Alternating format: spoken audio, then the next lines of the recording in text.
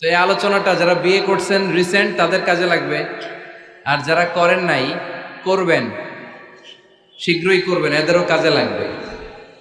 আর যারা মুরব্বী অনেক অভিজ্ঞতা ওনাদেরও কাজে লাগবে, ওনারা এটা শুনে নাতি নাত করতে শোনাতে পারবে, ঠিক কিনা? তাহলে কারোরই লস নাই। বিষয় কি? কথা বলে না। দম্পতি বুঝেন? বুঝেন? স্বামী আর স্ত্রী বানায় যেজন মিস্ত্রি, সে বড় আজব কারিগর ও মনরে সে বড় কঠিন কারিগর, ঠিক কিনা?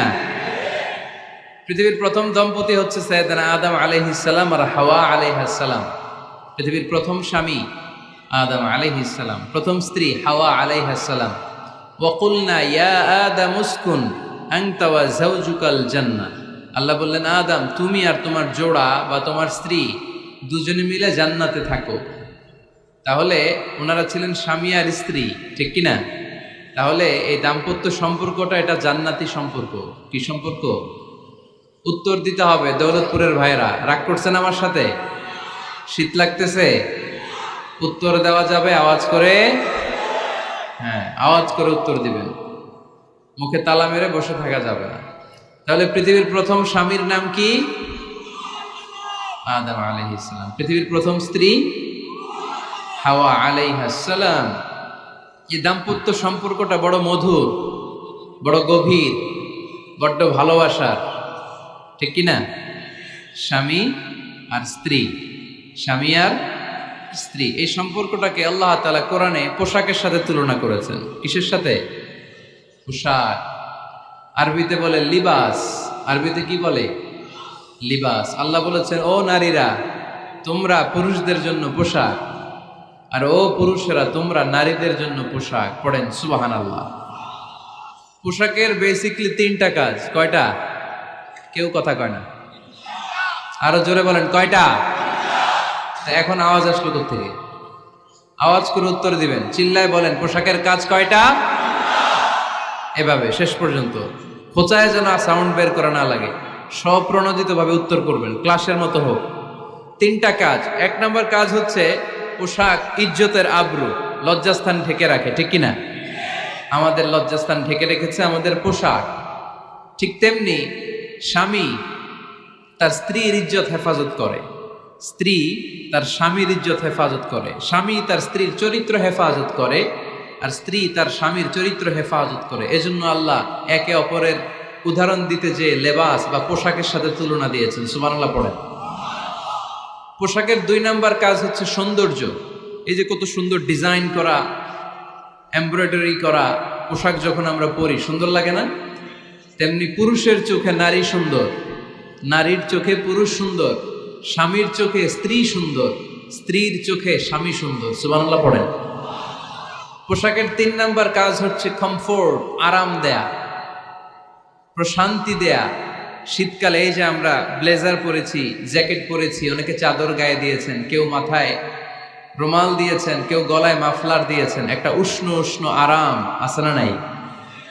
আবার গরমের কালে পাতলা সুতি কটনের কাপড় পরলে একটা আরাম আছে না নাই? তাহলে পোশাক পরলে যেমনি আমাদের দেহ প্রশান্ত হয়, আরাম পাওয়া যায়, তেমনি স্বামী স্ত্রীর স্পর্শ পেলে সে আরাম পায়, তার হৃদয়টা প্রশান্ত করে দেয় কে? আবার স্ত্রী স্বামীর সঙ্গ পেলে তার মধ্যে প্রশান্তি এনে দেয় কে? এজন্য রব্বুল আলামিন বলেন, হুন্না লিবাসুল লাকুম ওয়া আনতুম লিবাসুল লাহুন্না। ও দুনিয়ার নারীরা, তোমরা হলে পুরুষদের জন্য পোশাক, পুরুষ হলো নারীদের জন্য পোশাক। সুবহানাল্লাহ পড়েন। পোশাক যেমনি ইজ্জত আবরুর হেফাজত করে, তেমনি স্বামী স্ত্রী একে অপরের ইজ্জত হেফাজত করে। পোশাক যেমনি সৌন্দর্য বাড়ায়, স্বামীর চোখে স্ত্রী সুন্দর, স্ত্রীর চোখে স্বামী সুন্দর। পোশাক যেমনি আরাম দেয়, স্বামী তার স্ত্রীর স্পর্শ পেলে, স্ত্রী তার স্বামীর স্পর্শ পেলে হৃদয়ে প্রশান্তি অনুভব করে, ঠিক কিনা? এজন্য দাম্পত্য জীবন, এখানে স্বামীও আছে স্ত্রীও আছে, ইংরেজিতে বলে কাপল, কাপল লাইফ। এই বিশ্ব সভ্যতা নির্মাণে নারী পুরুষ, স্বামী স্ত্রী দুইজনেরই অবদান আছে না নাই? এজন্য সুনানে তিরমিজির বর্ণনায় আল্লাহর হাবিব সাল্লাল্লাহু আলাইহি ওয়াসাল্লাম বললেন, আন-নিসাউ শাকাইকুর রিজাল নারীরা হচ্ছে পুরুষের কাউন্টার পার্ট, নারীরা হচ্ছে পুরুষের পার্টনার, সহকর্মী, সহযোগী। এই বিশ্ব সভ্যতা নির্মাণে শুধু পুরুষদেরই অবদান নাই, নারীদের অবদান আছে না নাই? এজন্য কাজী নজরুল ইসলাম অসাধারণ লিখেছে, এ বিশ্বে যা কিছু মহান চিরকল্যাণকর, অর্ধেক তার করিয়াছে নারী, অর্ধেক তার নর। তার মানে নর নারী, স্বামী স্ত্রী দুইজনেরই অবদান এই মানব সভ্যতায় আছে না নাই? এই সম্পর্কটাকে আল্লাহ লেবাসের সাথে তুলনা করলেন, মেটাফরিক্যালি, রূপক ভাবে আল্লাহ পোশাকের সাথে তুলনা করলেন। পোশাক যেমনি গায়ের সাথে লেগে থাকে, পোশাক যেমনি চামড়ার সাথে মিশে থাকে, স্বামী স্ত্রীর সম্পর্কটাও এরকম একাকার, মিলেমিশে, ভালোবেসে একাকার। স্বামী স্ত্রীর রিলেশনশিপ সম্পর্কটা অনেকটা হাত আর চোখের মতো। হাত ব্যথা পেলে চোখ দিয়ে পানি ঝরে, আবার চোখ দিয়ে পানি ঝরলে হাত সেই পানি মুছে দেয়, ঠিক কিনা? তাহলে সম্পর্কটা কেমন যেন হাত আর চোখের মতো। হাত কেটে গেলে পানি পড়ে কোন দিক দিয়ে? চোখ দিয়ে পানি ঝরে। আবার চোখ দিয়ে পানি ঝরলে চোখের পানি মোছার জন্য হাতের দরকার আছে না নাই? তাহলে একেবারে মিলেমিশে একাকার সুখী দাম্পত্য জীবন। স্বামী স্ত্রী এই জান্নাতি সম্পর্কটাকে কিভাবে উপভোগ করবে, কিভাবে একে অপরের সাথে ডিলিংস করবে, আচরণ করবে, এ ব্যাপারে কোরআন এবং সুন্নায় আমাদের জন্য গাইডলাইন দেয়া আসরা নাই। আমরা গাইডলাইন নিব কোরআন থেকে। কোত্থেকে? কোরআন থেকে আর সুন্নাহ থেকে। কারণ এই কোরআন আর সুন্নাহ আমাদেরকে সঠিক জীবন দর্শন শিখায়, কিভাবে এই পৃথিবীতে চললে পৃথিবীতেও সুখ, আবার আখেরাতেও সুখ, এর সব দিক নির্দেশনা কোরআনে আসরা নাই। তাহলে এই যে স্বামী স্ত্রীর দাম্পত্য জীবন, এক্ষেত্রে প্রত্যেককে আল্লাহ তাআলা কিছু দায়িত্ব দিয়েছে। আজকে দায়িত্বগুলোর ব্যাপারে আমরা শুনব। স্ব স্থানে থেকে প্রত্যেকেই, স্বামী যদি স্বামীর দায়িত্ব পালন করে, স্ত্রী যদি স্ত্রীর দায়িত্বটুকু পালন করে, তাহলে দাম্পত্য জীবনটাকে জান্নাতি দাম্পত্য সুখ দিয়ে ভরে দিবে কে? আল্লাহ। আমাদের প্রত্যেকের দাম্পত্য জীবন সুখী হোক, সমৃদ্ধ হোক, আমরা চাই কি চাই না? অনেকে বলে হুজুর সুখ নাই, সুখ নাই, ঘরের ভেতরে গেলেই জাহান্নাম। আহা, কথা শোনে না আমার। আবার স্ত্রীরা বলে হুজুর দোয়া করবেন, পরকিয়া করে, খালি এসএমএস পাঠায়, আমারে ভাল লাগে না, এখন এখন অন্যদিকে ঘুরে। এরকম আসরা নাই? দুই দিক থেকে অভিযোগ। বোনদের জন্য কোনো প্যান্ডেল ট্যান্ডেল আছে নাকি আজকে? হ্যাঁ, দিনের বেলা সমাবেশ ছিল তো, এটা হয়ে গেছে তো মাইকের সাউন্ড নিশ্চয়ই। এই এদিকে উঠছে কে? টান দেন এদেরকে ধরে, টানেন টানেন, টাইনা বসান বসান, টান দেন টান দেন, হুজুরে ধরেন, হুজুরে ধরেন। ধরতে পারেন নাই হুজুরে? ধরছেন? হ্যাঁ, টান দেন। এই তো টাইনা বসেন, এদিকে তাকান, এদিকে হয়েছে, হ্যাঁ বসাই দিচ্ছে। এইভাবে চলবে একেবারে শেষ পর্যন্ত। উঠলে খবর আছে। শুরুতে সুযোগ দিয়েছি, সুযোগ নেন নাই। তো আমরা প্রথমে স্বামীর দায়িত্ব শুনবো। দাম্পত্য জীবনে স্বামীকে আল্লাহ তাআলা কি দায়িত্ব দিয়েছে, তারপর স্ত্রীকে আল্লাহ তাআলা কি দায়িত্ব দিয়েছে, এবং দুইজনের আবার কালেকটিভ সম্মিলিত কিছু দায়িত্ব আছে, এগুলো আমরা শুনবো। শুনতে রাজি আছেন তো? কষ্ট হচ্ছে আপনাদের? আচ্ছা, এই বাম দিকটা আমাকে কষ্ট দিয়েই যাচ্ছে, খালি আওয়াজ, কথা। একটু থামছে আবার শুরু। কেন? আমার দিকে তাকান। আরেকজনে থামতে বলছে কি আপনার? এই থামো থামো, এগুলো বলেন কেন? আপনি থামেন, তাহলে তো হয়ে গেল।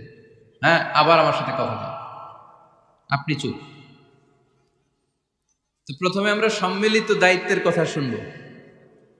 সম্মিলিতভাবে আল্লাহ স্বামী স্ত্রী দুইজনকেই কিছু দায়িত্ব দিয়েছে, যে দায়িত্বটা দুইজনের উপরই বর্তায়। এরপরে শুনবো স্বামীকে আল্লাহ কিছু দায়িত্ব দিয়েছে, এটা শুনবো। এরপরে স্ত্রীকে কিছু দায়িত্ব দিয়েছে। আল্লাহর কসম, এই দায়িত্বগুলো যদি স্বামী স্ত্রী সম্মিলিতভাবে পালন করে, এক একটা ঘরকে আল্লাহ জান্নাতি পরিবার বানায় দিবে, সুখী সমৃদ্ধ জান্নাতি দম্পতি বানায় দিবে। এরকম দাম্পত্য জীবন, সুখময় দাম্পত্য জীবন আমাদের হোক। আমরা চাই কি চাই না? চাই। তাহলে আমরা প্রথমে আলাদা আলাদা দায়িত্ব শোনার আগে সম্মিলিত বা কালেকটিভ রেসপন্সিবিলিটি কি আছে, এই সম্মিলিত দায়িত্বগুলো শুনবো। স্বামী স্ত্রীর দুইজনের কাঁধেই বর্তায় এরকম প্রথম দায়িত্ব হচ্ছে স্যাক্রিফাইস। দাম্পত্য জীবনের আসল খেলাটা হচ্ছে স্যাক্রিফাইসের খেলা। কিসের খেলা? স্যাক্রিফাইস। এটা লাগবে। আমার বোনেরা অথবা যুবতী বোনেরা, অথবা রিসেন্টলি বিয়ে হয়েছে এরকম বোনেরা, আজকে তো এক ভাই এসে দোয়া চাইল, হুজুর 3 দিন আগে বিয়ে হয়েছে আমার, একটু দোয়া করে দেন। তারপর যুবক ছেলেরা, তোমরা যারা বিয়ে করনি করবা, খেয়াল করে শোনো, এগুলো কাজে লাগবে। স্যাক্রিফাইসটা খুব জরুরি। স্যাক্রিফাইস ইজ দ্য কি of a successful happy couple life. একটা সুখী দাম্পত্য জীবনের আসল চাবি হচ্ছে স্যাক্রিফাইস। আওয়াজ করে বলতে হবে, চাবিটার নাম কি? স্যাক্রিফাইস করতে হবে, একটু মানিয়ে নেয়া, একে অপরকে বোঝা, একটু ভালোবাসা, একটু মানিয়ে চলা, এটার নাম হচ্ছে স্যাক্রিফাইস। একে অপরকে বোঝার চেষ্টা করা, একটু মানিয়ে চলার চেষ্টা করা, একটু ভালো লাগা, একটু ভালোবাসা, সুখ দুঃখ ভাগাভাগি করে মিলেমিশে একাকার হয়ে যাওয়া, এটার নামই দাম্পত্য জীবন, ঠিক কিনা? এটার নামই দাম্পত্য জীবন। মিলেমিশে একাকার হয়ে যেতে হবে, স্যাক্রিফাইসের মানসিকতা অর্জন করতে হবে। একে অপরের দোষ ধরলে চলবে না, কারণ no one is perfect in this life. আপনি যে আপনার বউয়ের দোষ ধরতেছেন, আপনার দোষ নাই? কথা বলেন না কেন? আপনারও দোষ আছে না নাই? তো লিস্ট দুই ভাবে করা যায়, একটা হচ্ছে দোষের লিস্ট, আর একটা হচ্ছে গুণের লিস্ট। দোষের লিস্ট বাদ দিয়ে দেন। আপনার স্ত্রীর মধ্যে আল্লাহ তাআলা কি কি গুণ দিয়েছে, এই গুণগুলোর লিস্ট করুন, দোষের লিস্ট নয়। দাম্পত্য জীবনটাই এমন, কখনো ঝগড়া, কখনো হাসাহাসি, কখনো মেঘ, কখনো বৃষ্টি, আছে না নাই? হয় না এরকম? আপস অ্যান্ড ডাউনস, মাঝে মাঝে একটু ঝগড়া, মাঝে মাঝে আবার ভালোবাসা, আবার খুনসুটি, এগুলো মিলেমিশে একাকার করে স্যাক্রিফাইস দিয়ে একে অপরকে জয় করে নিতে হয়। কারণ no one is perfect in this world. এই পৃথিবীতে কেউই পারফেক্ট না। আপনি আপনার বউয়ের দোষ খুঁজলে আপনারও দোষ আছে না নাই? কেউ দোষমুক্ত নয়। এজন্য দোষ না খুঁজে আমরা স্যাক্রিফাইস করব। দাম্পত্য জীবনের এটাকে সুখী সমৃদ্ধ করার 1 নাম্বার চাবিকাঠি হচ্ছে স্যাক্রিফাইস। তাহলে সুখী দাম্পত্য জীবনের 1 নাম্বার চাবির নাম কি? স্যাক্রিফাইস। চিল্লায় বলতে হবে, সেটা কি? তাহলে হাজব্যান্ড ওয়াইফ দুইজনেই স্যাক্রিফাইস করবেন। দাম্পত্য জীবনকে সুখী করার 2 নাম্বার কালেকটিভ ফর্মুলা হচ্ছে ঝগড়া করা যাবে না। ঝগড়া আপনারা করেন নাকি ভাবির সাথে? ভাবির সাথে ঝগড়া করেন কে কে? দেখি হাত তোলেন।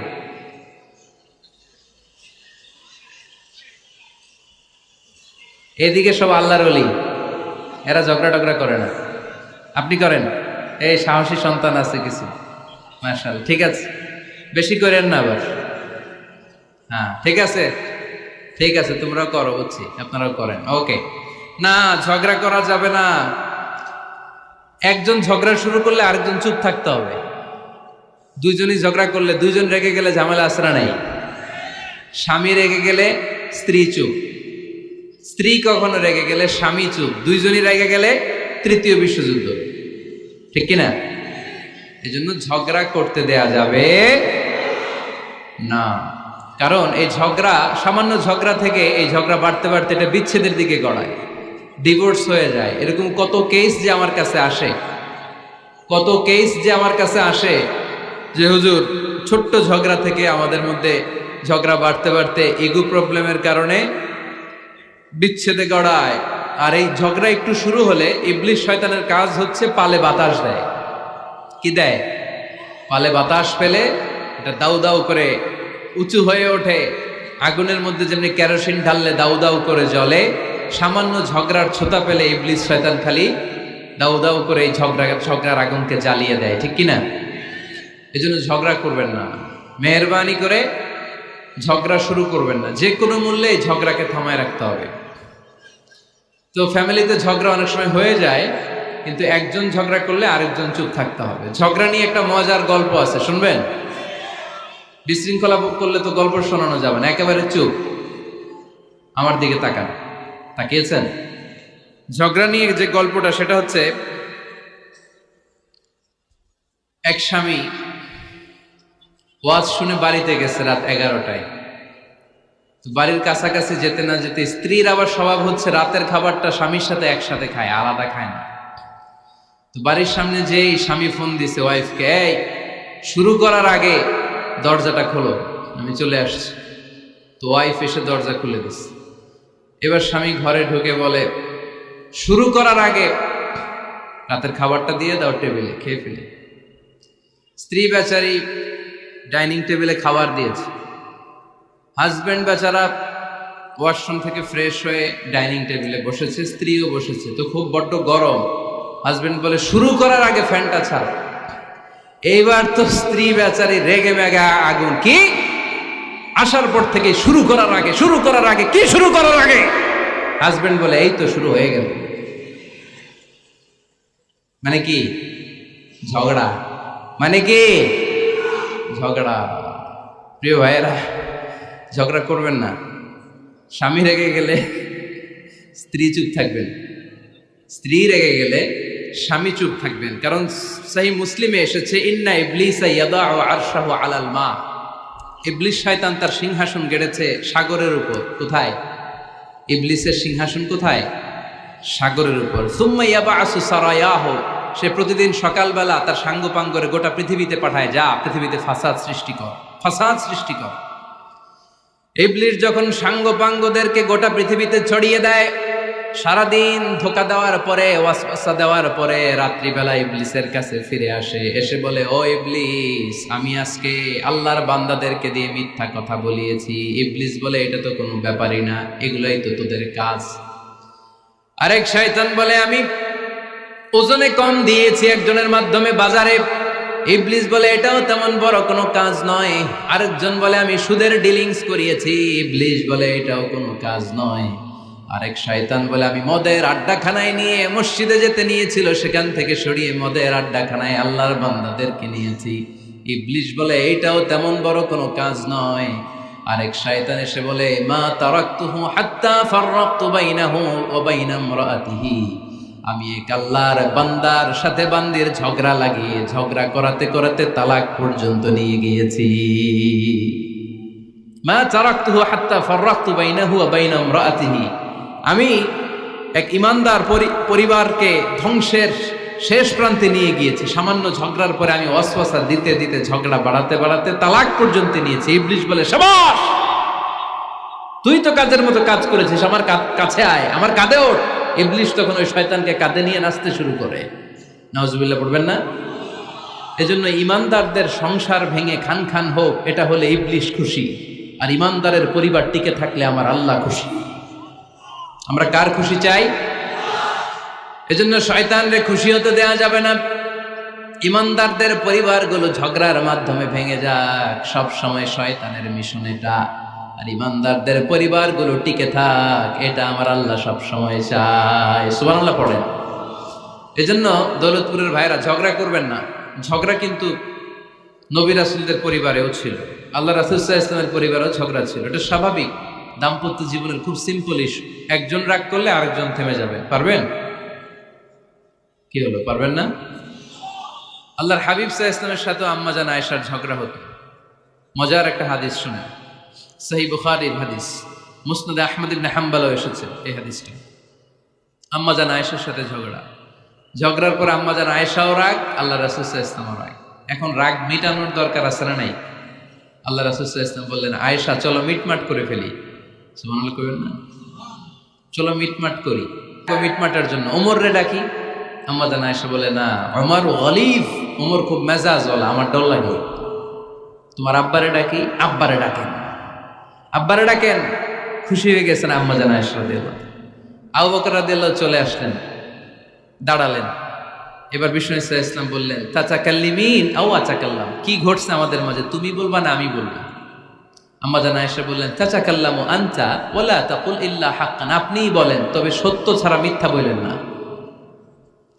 আবু বকর রাদিয়াল্লাহু তাআলা আনহু শুনে রেগে গেলেন, কি এ কেমন কথা তোমার? নবীকে উদ্দেশ্য করে তুমি বলছো সত্য ছাড়া মিথ্যা বলবেন না, নবী কখনো মিথ্যা বলবে নাকি? রেগে মেয়ের গায়ে মেরেছে এক চোর খেয়ে আম্মা জান আয়েশা উল্টে পড়ে গেলেন। সাইয়েদনা আবু বকর রাদিয়াল্লাহু তাআলা আনহু রেগে গড়গড় করতে লাগলেন, আবার মারার জন্য উদ্যত হলেন। আম্মা জান আয়েশা রাদিয়াল্লাহু তাআলা আনহু বাঁচার জন্য এবার বিশ্বনবীর পিছনে যে আশ্রয় নিলেন। সুবহানাল্লাহ পড়বেন না? বিশ্বনবী সাইয়েদনা আবু বকরের সামনে দুই হাত মেলে ভেবে দাঁড়িয়ে গেলেন। আল্লাহর হাবিব যখন আম্মা জান আয়েশাকে বাঁচানোর জন্য দুই হাত উঁচু করে দাঁড়িয়ে গেলেন, সাইয়েদনা আবু বকর থেমে গেলেন। সাইয়েদনা আবু বকর এই পরিস্থিতি দেখে ঘর থেকে বের হয়ে ঘরের বাইরে দাঁড়ালেন। এবার আল্লাহ রাসূল সাল্লাল্লাহু আলাইহি ওয়াসাল্লাম আম্মা জান আয়েশাকে তুললেন, বললেন, ইয়া আয়েশা কাইফা রাআইতিনি আনকাসতুকি মিনার রাজুল, দেখলা নাকি কেমন করে আমি তোমার বাবার হাত থেকে তোমারে বাঁচালাম। আজকে আমি যদি সামনে দাঁড়িয়ে না বাঁচাতাম, তোমার বাবা তোমারে একেবারে মেরেই ফেলতো। সুবহানাল্লাহ পড়ে। দেখছো আয়েশা, আমি বাঁচাইলাম তোমারে, আমার সাথে ঝগড়া করো, আমি বাঁচাইলাম। এই কথা শুনে আম্মা জান আয়েশা রাদিয়াল্লাহু তাআলা লজ্জায় পড়ে হেসে দিলেন। সুবহানাল্লাহ পড়বেন না? এত আস্তে সুবহানাল্লাহ। লজ্জায় হেসে দিলেন। বিষ্ণু ইসা ইসলাম এবার হেসে দিলেন। দুইজনের হাসাহাসি শুনে বাইরে থেকে আবু বকর রাদিয়াল্লাহু তাআলা আনহু হাসির আওয়াজ শুনে অবাক, কি রে এতক্ষণ যুদ্ধ, এখন আবার হাসি কেন? হাসে দেখার জন্য সাইয়েদনা আবু বকর রাদিয়াল্লাহু তাআলা আনহু ঘরের ভেতরে ঢুকলেন। ঢুকে দেখেন আম্মা জান আয়েশাও হাসে, বিশ্বনবীও হাসে, সাইয়েদনা আবু বকর হেসে দিলেন। আরশের উপর থেকে খুশি হয়ে গেলেন কে?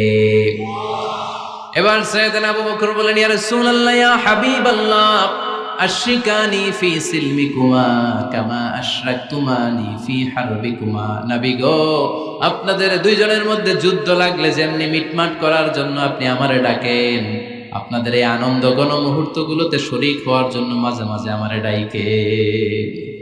সুবহানাল্লাহ পড়ো। আপনাদের মধ্যে যুদ্ধ লাগলে সন্ধি করার জন্য যেমনি আমারে ডাকেন, আপনারা যখন আনন্দ ঘন পরিবেশ এরকম খুনসুটি করেন, হাসাহাসিতে মেতে ওঠেন, তখন একটু আমারে রাইখেন। সুবহানাল্লাহ পড়বেন না? দেখেন আল্লাহ রাসূল সাল্লাল্লাহু আলাইহি ওয়াসাল্লাম পৃথিবীর সবচেয়ে শ্রেষ্ঠতম মানুষ। উনাদের পরিবারেও ঝগড়া হতো, কিন্তু এই ঝগড়া কোনোদিন তালাক পর্যন্ত গিয়েছে? কথা বলেন না কেন? আল্লাহর হাবিব সাল্লাল্লাহু আলাইহি ওয়াসাল্লাম তার কোন স্ত্রীকে তালাক দিয়েছেন? প্রায় আম্মা জান আয়েশার সাথে রাগারাগি হতো।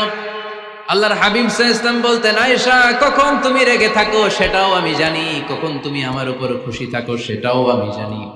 ইয়া আয়েশা ইন্নী লা আ'লামু ইযা কুনতি আন্নী রাদিয়া ওয়া ইযা কুনতি আলাইয়া গাদবা। আয়েশা কখন রেগে থাকো তাও বুঝি, কখন খুশি থাকো তাও বুঝি। আম্মা জান আয়েশা বললেন, ইয়া রাসূলুল্লাহ কেমনে বোঝেন? বিষ্ণু বললেন, তোমার দোয়ার বাক্যগুলো শোনো বুঝি। যখন তুমি আমার উপরে খুশি থাকো তখন দোয়ার সময় তুমি এভাবে বলো, ওয়া রাব্বি মুহাম্মদ, ও মুহাম্মাদের রব, আপনি আমাদের সব গুনাহ মাফ করে দেন। আর যখন তুমি আমার উপর রেগে থাকো তখন তুমি মুনাজাতের সময় বলো, ওয়া রাব্বি ইব্রাহিম, ইব্রাহিমের রব, আপনি আমাদেরকে ক্ষমা করে দেন। তার মানে যখন তুমি রেগে থাকো তখন দোয়ার সময় আমার নামটা মুখে নিতে চাও না। সুবহানাল্লাহ পড়েন। তখন তুমি দোয়ার সময় অন্য নবীর নাম নাও। আম্মা জান আয়েশা বললেন, ইয়া রাসূলুল্লাহ মা আহাজুরু ইল্লা ইসমাক, আমি তো শুধু নামটাই সরাই, আমার মুখ থেকে কেবল আপনার নামটাই সরায় রাখি, আমার হৃদয় থেকে কখনো আপনারে সরাতে পারি না। আমার হৃদয় জুড়ে আপনি, মা আহাজুরু ইল্লা ইসমাক, নবী হে, আমি শুধু দোয়ার সময় রাগের মাথায় আপনার নামটা বাদ দেই, হৃদয় থেকে তো আপনারে বাদ দিতে পারি না। সুবহানাল্লাহ বলবেন না? তার মানে নবীদের ফ্যামিলি তো ঝগড়া এগুলো হতো, কিন্তু এটা তালাক পর্যন্ত গড়াতো না, ঠিক কিনা? তাহলে এখন থেকে আমাদের এই স্লোগান নিতে হবে যে ঝগড়া করলেও আমরা ডিভোর্সের দিকে যাব না। পারা যাবে? আর একজন রেগে গেলে আরেকজনকে চুপ থাকতে হবে। ভাবি রেগে গেলে আপনি চুপ, পারবেন? পারবেন না? ইনশাআল্লাহ। এই যারা বিয়ে করে না এরা ইনশাআল্লাহ, আর বাকিরা চুপচাপ। আওয়াজ করে পড়েন না ইনশাআল্লাহ। তাহলে প্রথমে স্যাক্রিফাইস, তারপর ঝগড়া করা যাবে না। 3 নাম্বার, দাম্পত্য জীবনের কোনো গোপন কথা অন্যের কাছে শেয়ার করা যাবে না। হাদিসে এসেছে, এটাকে বলা হয়েছে আ'যামুল আমানা, এটা সবচেয়ে বড় আমানত। যারা দাম্পত্য জীবনের একান্ত বিষয় কারোর সাথে শেয়ার করে তারা সবচেয়ে বড় কবিরা গুনাহ করে। আশারুন নাস বলেছেন বিশ্বনবী এদেরকে, সবচেয়ে নিকৃষ্ট মানুষ। ইয়াউমাল কিয়ামাতি মানজিলাতান, আল্লাহর কাছে কিয়ামতের দিন সবচাইতে নিকৃষ্ট হয়ে দাঁড়াবে ওই দম্পতি, ওই নারী কিংবা ওই পুরুষ, তুফদি ইলা যাওজিহি ওয়া ইউফদি ইলা যাওজিহা সুম্মা ইউনশিরু সিররাহা। তারা একান্ত সময়ে ফিজিক্যাল ইন্টিমেসিতে যা করে এটা পরে মানুষের কাছে বলে বেড়ায়, এরকম আছে না নাই? খবরদার, এটা বড় কবিরা গুনাহ। অনেক বোনরা একসাথে হলে দাম্পত্য জীবনের বিভিন্ন গোপন বিষয় নিয়ে কথা বলে, আছে না নাই? অনেক পুরুষরা একে অপরের সাথে, বন্ধুদের সাথে বিভিন্ন বিষয় নিয়ে শেয়ার করে, এটা এমন ওইটা এমন, এগুলো বলা যাবে? আসিবাউ হারাম। দাম্পত্য জীবনের সব বিষয়, স্বামীর সব বিষয় স্ত্রীর কাছে আমানত, স্ত্রীর সব বিষয় স্বামীর কাছে আমানত রেখেছে কে? দাম্পত্য জীবনের এই প্রাইভেট লাইফের কোনো কিছু কিয়ামত পর্যন্ত অন্যের কাছে প্রকাশ করাকে হারাম ঘোষণা করে দিয়েছে কে? এজন্য খবরদার আমার বোনেরা, একসাথে মহিলারা হলে পেটের কথা পিঠের কথা সব বের করে দেয়, আসরা নাই কিছু থাকে না, সব বের হয়ে যায়। খবরদার, সব বললেও দাম্পত্য জীবনের কোনো কথা শেয়ার করা যাবে। আমার ভাইয়েরা খবরদার, আপনাদের দাম্পত্য জীবনের কোনো কথা আপনার বন্ধুর সাথে শেয়ার করতে পারবেন না। এগুলো ফ্যামিলি শান্তি নষ্ট করে, দাম্পত্য জীবনের সুখকে নষ্ট করে। তাহলে 3 নাম্বার, প্রাইভেসি বজায় রাখবেন, এটা দুজনেরই দায়িত্ব। 4 নাম্বার, অহেতুক সন্দেহ পরিহার করুন। অনেক স্ত্রী আছে হাজবেন্ডের খালি সন্দেহ করে, এই ওদিকে তাকাই লাগেন, ওই মেয়ের দিকে তাকাই লাগেন, মোবাইল দেখি, মোবাইল দাও, ফেসবুকের পাসওয়ার্ড দাও, ঢুইকা দেখি মেসেঞ্জারে কার সাথে চ্যাট করছে, এই অফিসের ফাইল দেখি, এই এটা দেখি, এই তোমার ইনবক্স চেক করবো, এদিকে দাও, আছে না নাই? এই সন্দেহ ঘরটারে জাহান্নামের টুকরা বানিয়ে ছেড়েছে। অহেতুক সন্দেহ করবেন না। আবার ভাইরা ভাবিদেরকে অহেতুক সন্দেহ করবেন, এই ওদিকে গেলা কেন, ওদিকে তাকাইলা কেন, এটা করলা কেন, ওইটা করলা কেন, দেখি তোমার মোবাইল, তোমার মোবাইলের গ্যালারি দেখি, লক করে রাখছো কেন, লক খোলো, আছে না নাই? অহেতুক সন্দেহ ফ্যামিলিটারে জাহান্নামের টুকরা বানিয়ে দেয়। হ্যাঁ, ভ্যালিড কোনো অপরাধ যদি স্বামী করে ফেলে, ভ্যালিড কোনো অপরাধ যদি স্ত্রী করে ফেলে, পরকীয়ার কোনো বিষয় যদি প্রমাণিত হয়, বসেন, কনসাল্ট করেন, একে অপরের সাথে কথা বলেন, জিজ্ঞেস করেন। কিন্তু অহেতুক, আমি অনেক ফ্যামিলি এরকম দেখেছি, আমার কিছু বন্ধুকেও আমি দেখেছি যে এদের অবস্থা খুব খারাপ, খালি সন্দেহ করে, আছে না নাই? সন্দেহের রোগটা বড় রোগ, এই রোগ থেকে বেরিয়ে আসতে হবে, অহেতুক সন্দেহ করা যাবে না। 5 নাম্বার, হাজব্যান্ড ওয়াইফের দায়িত্ব হচ্ছে একে অপরের সহযোগী হতে হবে, সহকর্মী। আল্লাহর জান্নাত পাওয়ার ক্ষেত্রে একে অপরের সহযোগী। আপনি একা জান্নাতে যাবেন, ভাবি জাহান্নামে, এটা আপনি চান? জি না, আওয়াজ নাই আমগো গলায়। আপনি এটা চান? ভাবি একা জান্নাতে যাবে, আপনি যাবেন না, এটা ভাবি চায়? চায় না। তাহলে গেলে একসাথেই যান না, একসাথেই যান, একসাথেই যাবেন, আলাদা না। এজন্য আল্লাহর আনুগত্যে, আল্লাহর ইবাদতে, দাম্পত্য জীবনে একে অপরের সহযোগী হতে হবে। স্বামী ভুল করলে স্ত্রী সুন্দর করে শুধরে দিবে, স্ত্রী ভুল করলে স্বামী শুধরে দিবে। ফজরের সময় স্ত্রী হাজবেন্ডকে ডেকে দিবে, উঠতে না চাইলে ঠান্ডা পানির ছিটা দিবে। কারণ জান্নাতে একা যাওয়া যাবে না, গেলে দুইজনই যাবে, কথা কয় না? দুইজনেই জান্নাতে যাওয়ার দরকার আছে না নাই? যত বেশি আপনারা আল্লাহর আনুগত্যে আগাতে পারবেন, তত আপনাদের মহাব্বত বাড়ায় দিবে কে? এই যে হাজবেন্ড ওয়াইফের ভালোবাসাটাকে বলে লাভ পিরামিড। কি pyramid? Love pyramid, like triangle, ত্রিভুজ আকৃতির। হাজবেন্ড ওয়াইফের ভালোবাসাটা ত্রিভুজ আকৃতির। The closer the couple comes to Allah, the closer they comes to each other. Husband wife যত বেশি আল্লাহর কাছে যাবে, তারা নিজেরাও নিজেদের তত কাছে যাবে। হাজবেন্ড ওয়াইফ আল্লাহর সম্পর্ক থেকে যত দূরে সরে যাবে, তারা নিজেরাও নিজেদের থেকে তত দূরে সরে যাবে, ঠিক কিনা? ত্রিভুজ চিনেন আপনারা? হ্যাঁ, এই জিওয় কয়েকজন জিওয়, আপনারা ত্রিভুজ চিনেন না? চিনি, জিওয়, ঠিক আছে। ত্রিভুজের কয় কোণা? হ্যাঁ, 3 কোণা। এই যে এরকম লাভ পিরামিড, 3 কোণা। এই উপরের কোণায় আল্লাহর অবস্থান, আর এই কোণায় স্বামী, এই কোণায় স্ত্রী। তো তারা আল্লাহর দিকে যত যাবে, নিজেরাও তত কাছে যাবে। আর তারা আল্লাহর সম্পর্ক থেকে যত দূরে চলে যাবে, নিজেদের মধ্যে দূরত্ব বাড়তে থাকবে, ঠিক কিনা? পিরামিডটা বুঝতে পারছেন? ত্রিভুজ আকৃতির সম্পর্কটা লাভ পিরামিড এরকম, 3 কোণা। উপরের কোণায় থাকে আল্লাহ, এদিকে স্বামী, এদিকে স্ত্রী। তারা যদি আল্লাহর কাছে উভয়ে যেতে চায়, উভয়ে কাছাকাছি আসতেছে না? কথা বলেন না কেন? আর আল্লাহর আনুগত্য ইবাদত থেকে দুইজন যদি দূরে সরে যায়, তাহলে দুজনের দূরত্ব বাড়িয়ে দেয় কে? এজন্য স্বামী হবে স্ত্রীর সহযোগী, সহকর্মী। নামাজের সময় একে অপরকে ডেকে দিবেন, মোবাইলে অ্যালার্ম দিয়ে রাখবেন। স্বামী স্ত্রীর ডাকেন, স্ত্রী স্বামীরে ডাকেন। স্বামী স্ত্রীকে কোরআন তেলাওয়াত শোনাবেন, স্ত্রী স্বামীরে কোরআন তেলাওয়াত শোনাবেন। ফ্যামিলিটারে জান্নাতি ফ্যামিলি বানায় দিবে কে? তাহলে এই 5টার দায়িত্ব কালেকটিভ রেসপন্সিবিলিটি, স্বামীর উপরও বর্তায়, স্ত্রীর উপরও বর্তায়। এগুলো মেনে চললে দাম্পত্য জীবন সুখকর করে দিবে কে?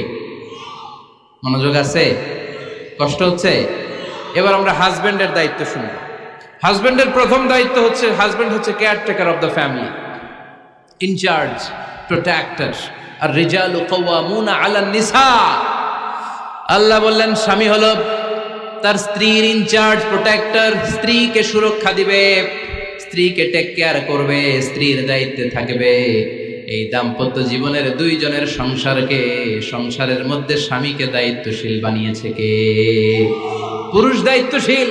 পুরুষ কখনো নারীর ক্ষতি করে না, সুপুরুষ নারীর ক্ষতি করে না, ঠিক কিনা? গোটা পুরুষ সমাজ নারী সমাজের সুরক্ষা দিবে। যেগুলো নারীকে একান্তে পেলে রেপ করে, যে ঢাকা বিশ্ববিদ্যালয়ে একটা রেপের ঘটনা ঘটছে না, যে এই বেয়াদবটা এই কাজ করেছে, এটা কি পুরুষ না কুপুরুষ? এটা কি সুপুরুষ না কুপুরুষ? সুপুরুষ নারীর প্রোটেকশন দেয়, নারীর টেক কেয়ার করে, তার ইনচার্জ, তার দায়িত্বশীল। দাম্পত্য জীবনে অর্থনৈতিক যত দায় দায়িত্ব আছে সব আল্লাহ তাআলা পুরুষের কাঁধে দিয়েছে। কার কাঁধে? এই দাম্পত্য লাইফে নারীর কোনো অর্থনৈতিক দায় দায়িত্ব নারীর কাঁধে আল্লাহ দেয় নাই। এজন্য সব অর্থনৈতিক দায়িত্ব পুরুষের ঘাড়ে। 4টা অর্থনৈতিক দায়িত্ব আছে। পুরুষ নারীকে মহারণা দিবে, পুরুষ নারীকে খাবারের ব্যবস্থা করবে, পুরুষ নারীকে পোশাকের ব্যবস্থা করবে, পুরুষ নারীর জন্য রেসিডেন্সিয়াল ব্যবস্থা করবে, ঠিক কিনা? وآتوا النساء صدقاتهن نحلة فإن طبن لكم عن شيء منه نفسا فكلوه هنيئا مريئا। সুবহানাল্লাহ পড়ে। সব স্বামীদেরকে আল্লাহ ডেকে বললেন, ও স্বামীরা শোনো শোনো, বিয়ের পর সাথে সাথে স্ত্রীর কাছে তুমি মোহরানা আদায় করে দাও। মোহর দেয়া নফল নাকি ফরজ? জোরে বলেন। তোমরা কি দাও? সিলটি পুলা মোহরানা দাও? হ্যাঁ, মোহরানা দিতায় নাকি যৌতুক খাইতা? খিতা করতা? হ্যাঁ, কি দিব?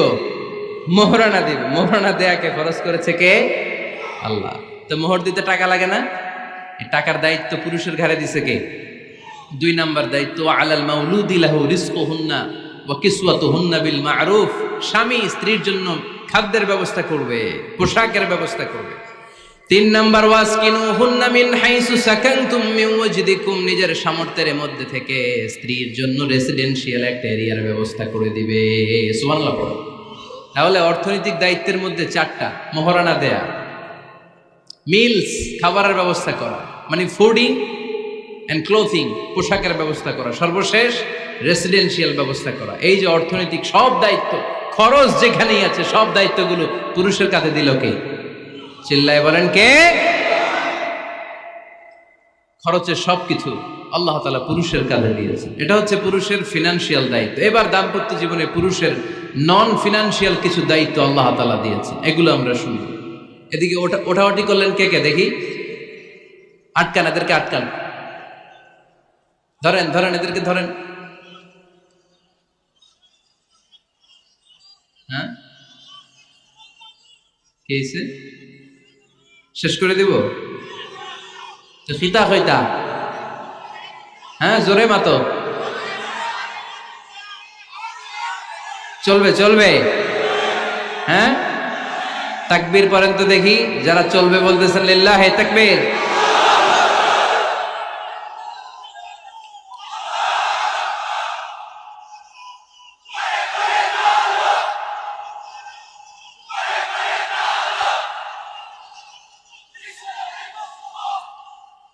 মাশাআল্লাহ মাশাআল্লাহ।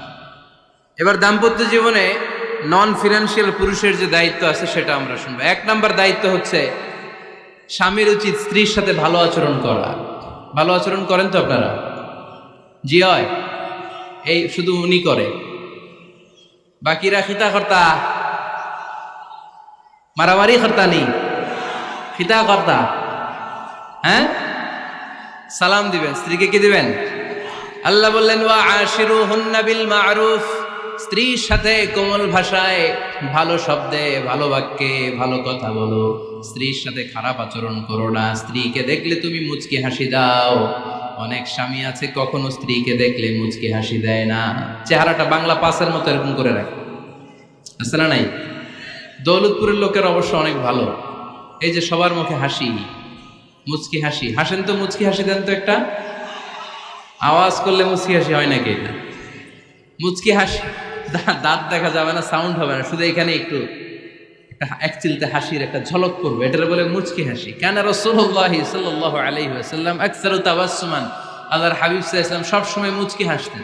অনেকে আছে চেহারা গোমরা করে রাখে, জীবনেও হাসে না, এরকম আছে না নাই? দেখছেন এরকম আছে? এই এলাকায় তো নাই না? আছে। হাসবেন, হাসবেন। মুচকি হাসতে পয়সা লাগে না, পয়সা লাগে? এজন্য হাসবেন। আল্লাহর হাবিব সাল্লাল্লাহু আলাইহি ওয়াসাল্লাম বলেছেন ফাস্তাউসু বিন-নিসাই খায়রা, নারীর সাথে ভালো আচরণ করো। নারীদেরকে বাঁকা পাঁজরের হাড় দিয়ে তৈরি করা হয়েছে। এই হাড়কে সোজা করতে গেলে ভেঙে যাবে, রেখে দিলে বাঁকাই থেকে যাবে। তো কি করতে হবে? ফাস্তাউসু বিন-নিসাই খায়রা, কোমল আচরণ করো। আবার আল্লাহর হাবিব সাল্লাল্লাহু আলাইহি ওয়াসাল্লাম বললেন রিফকাম বিল কাওয়ারিদ, নারীদেরকে কাচের তৈজসপত্র বাসনের সাথে, গ্লাসের সাথে আল্লাহর হাবিব সাল্লাল্লাহু আলাইহি ওয়াসাল্লাম তুলনা করলেন। কাচের তৈজসপত্র, কাচের গ্লাস, কাচের প্লেট যেমনি আস্তে তুলতে হয়, আস্তে রাখতে হয়, নারীদের সাথে